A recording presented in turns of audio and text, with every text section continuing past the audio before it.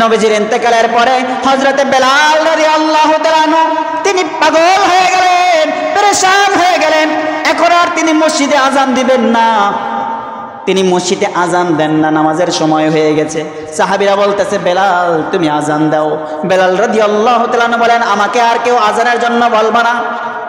আমি যদি এখন আজান দেই তাহলে আর আমার সামনে নবীজি আসবে না। আগে আমি যখন আজান দিতাম নবীজি আমার সামনে আসতেন আর তিনি নামাজ পড়াইতেন।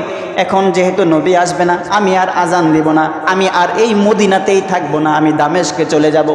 আবু বকর রাদিয়াল্লাহু তাআলা আনহুকে বলতেছেন, বেলাল রাদিয়াল্লাহু তাআলা আনহু বলেন, আবু বকর আপনি আমাকে অনুমতি দেন, আমি আর এই মদিনায় থাকতে চাই না, যেই মদিনায় আমি আমার নবীকে দেখতে পারবো না, আমি আর এই মদিনায় থাকতে চাই না। আপনি আমাকে বিদায় দেন, অনুমতি দেন, আমি দামেস্কে চলে যাব, জিহাদ করব, যুদ্ধ করব, শহীদ হয়ে যাব। কোন বর্ণনায় আছে 6 মাস, আর কোন বর্ণনায় আছে 2 বছর। 6 মাস কিংবা 2 বছর অতিবাহিত হয়ে গেছে। বেলাল রাদিয়াল্লাহু তাআলা আনহু যুদ্ধ করেছেন কিন্তু শহীদ হন নাই। একদিন তিনি স্বপ্ন দেখলেন, নবীজি বলতেছেন, বেলাল এটা কেমন মহব্বত রে বেলাল, আমিও চলে আসলাম, তুমিও মদিনা ছেড়ে চলে গেলা, এটা কেমন বিরহ। আমারে কি তোমার দেখতে মনে চায় না? আমার কাছে এসে কি তোমাকে সালাম দিতে মনে চায় না? বেলাল রাদিয়াল্লাহু তাআলা আনহু সকালবেলা ঘুম থেকে উঠলেন। সেই সকালবেলায় তিনি মদিনার পথে রওনা হলেন। মদিনায় যখন চলে আসলেন, সমস্ত মানুষ তারা সব একত্রিত হয়ে গেছে, বেলাল আসছে, বেলাল আসছে। এবার সবাই বেলালকে বলে, বেলাল তুমি মসজিদে গিয়ে আজান দাও, তোমার আজান আমরা শুনি না।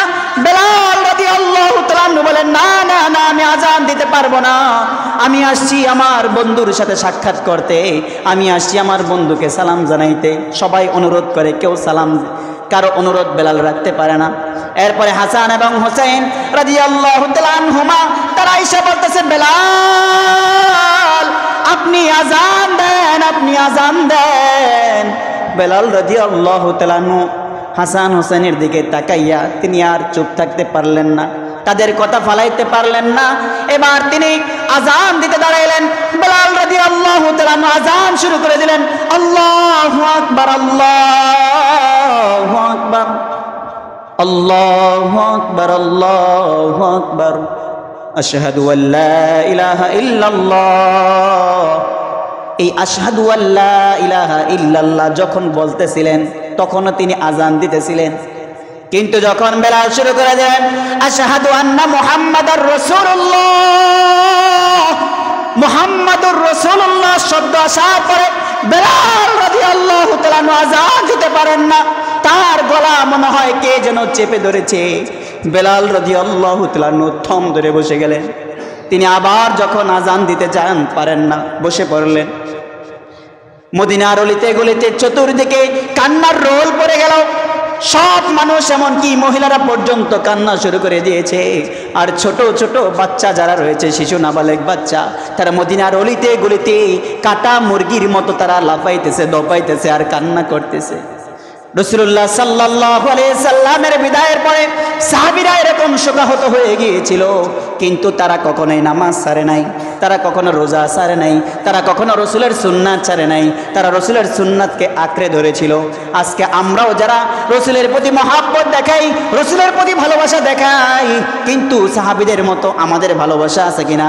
যদি আমাদের সাহাবীদের মতো ভালোবাসা অর্জন করতে হয় তাহলে নামাজ ছাড়তে হবে নাকি ধরতে হবে? ছাড়তে হবে না ধরতে হবে? শুক্রবার একদিন না প্রতিদিন? প্রতিদিন। প্রতিদিন 5 ওয়াক্ত নামাজ জামাতের সাথে আদায় করে, এটাই রসুলের সুন্নাহ। প্রতিদিন নামাজ আদায় করা, রসুলের সুন্নাহ অনুযায়ী জীবন যাপন করা, মিথ্যা কথা না বলা, হারাম না খাওয়া, সুন্নাত তরিকায় চলা। রাসূলুল্লাহ সাল্লাল্লাহু আলাইহি সাল্লামের সুন্নাহ অনুযায়ী আল্লাহ তাআলা আমাদের জিন্দেগি পরিচালনা করার তৌফিক দান করুক, বলি আমিন।